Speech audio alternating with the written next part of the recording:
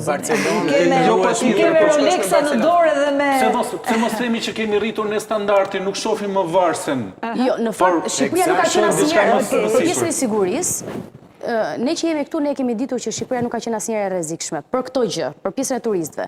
Turistët tani po e marrin vesh këtë gjë. Duke e provuar vetë, Dhe prandaj është dhe përputhet me faktin që çfarë pat që nuk e prisnit. Dhe kjo pjesa e sigurisë, po, pjesa e sigurisë zë një vend fort. Nuk e di nëse mbaruat. Jo, Eltoni ka diçka, jam një moment. Një gjë që patjetër na duhet fort që të punojmë fort te kjo, teknologjia dhe pagesat me kartë sot e kësaj dite, dhe kjo është një pjesë që ne çalojmë në raport me rajonin. Ti mund shkosh në Malzi, ku të duash ti paguan me kartë, me telefon etj.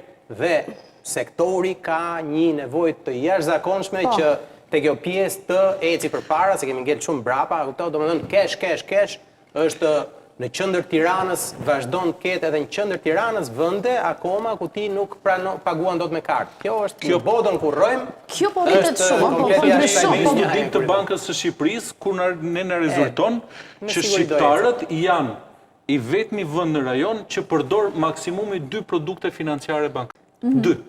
Pra ne marrim kartën, sepse marrim rrogën në bankë, këto 2. Kemi shumë nevojë nga sektori i bankave. Kjo Visa, Mastercard, di që sektori bankave punon fort, ligji për POS-et doli, problemi është ndërgjegjësimi i bizneseve me bashkë me këtë vjen edhe formaliteti në përplasje me informalitetin. Ky është pastaj mes nesh në biznes, pastaj ky është ndërgjegjësimi po e bëjnë këta turistët që po vinë.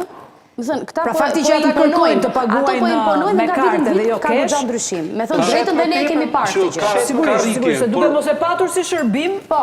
Kam qenë në rast konkret, qëllova në një supermarket në Durrës, në plazh. Dhe kishte POS. Mali i turistëve atje, dhe ai shkonte, paguaj me kartë? Jo, s'paguaj. Po ja ku e ke, nuk di ta përdor.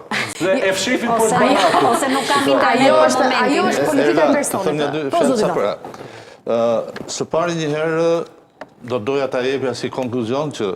Po, aty jam të konkluzioni tani. Pra Shqipëria, pas gjithë këtyre shifrave, më bëhet qefi që kam përpara një studim të tillë, pavarësisht objeksioneve që thashë, vrejtjeve apo sugjerimeve të ndryshme, unë mendoj që është studimi i parë në këto 30-40 vite që unë shoh real mbështetur në vërejtim statistikor, në intervista për turistët e huaj.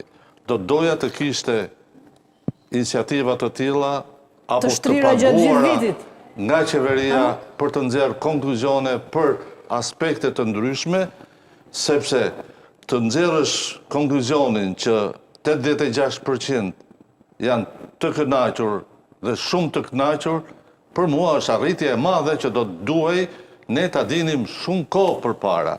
86 është barazohet edhe me vlerësimin si që ka booking, le themi, me 8.6, që vlerësim mbi 8 është jashtëzakonisht i mirë. Mos harrojmë që përgjithsisht vlerësimet... Si është aq i lartë sa është? Sa mund bëhet problem, unë një kompani shumë të rëndësishme të mëdhaja globalisht, që nuk i duan rating kaq lartë, sepse pritshmëria shkon aq lartë, sa ti rrezikon ti e ngre stekën praktikisht. Nuk është vlerësim nga xhelozët e rajonit. Nuk është review. Ky është një konkluzion, që nxjerr nga një studim i brendshëm, publikohet, sa do të merret parasysh nga vlerësimet, nga turistët është tjetër gjë. Ktu nuk bëhet fjalë që ne do na konkurrojnë dhe do dëmtohemi.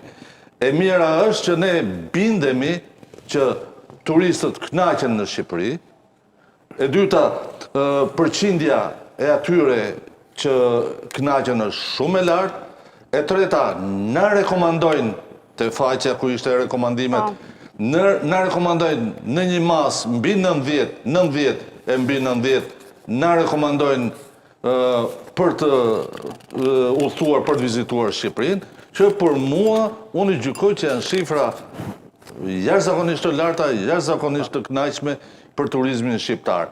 Është në fund të fundit edhe si një notë që i vehet përpjekjeve të bizneseve, të atyre njerëzve që punojnë në këto biznese prej vitesh dhe që vitet e fundit kanë përballuar dhe përballojnë një fluks shumë më të rritur me kërkesa akoma më të larta. Pra është një notë jo kaluse, notë e mirë madje. Notë e mirë. Notë shumë e mirë për mua. Ndërkohë, rreshtimi i problematikave që ka, qoftë në infrastrukturë, në pastërti, në transport, ato pikat që kanë vlerësimin më të madh, negativ, unë përsëri i quaj si një ndihmë që jepet jo thjesht biznesit, po jepet qeverisjes qendrore, qeverisjes lokale, me qëllim që të përmirësoj sa më mirë këto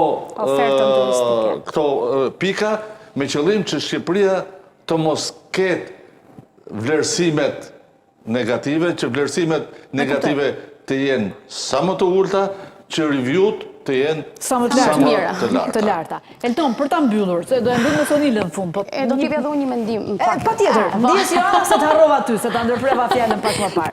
Jo, unë nga gjithë ky studim, unë 3 indikatorë do t'i lexoja me zë të lartë. Kam veçuar që a do ta rekomandoje Shqipërinë, që është shumë e lartë dhe kjo tregon se sa të kënaqur janë ata që vinë këtu, të cilët ndikojnë nga këto pikat që ne kemi kjo tabela. Domethënë, fakti që ata janë të kënaqur janë pikërisht për këto gjërat që për mikpritjen, për plazhin dhe për peizazhin dhe destinacionet.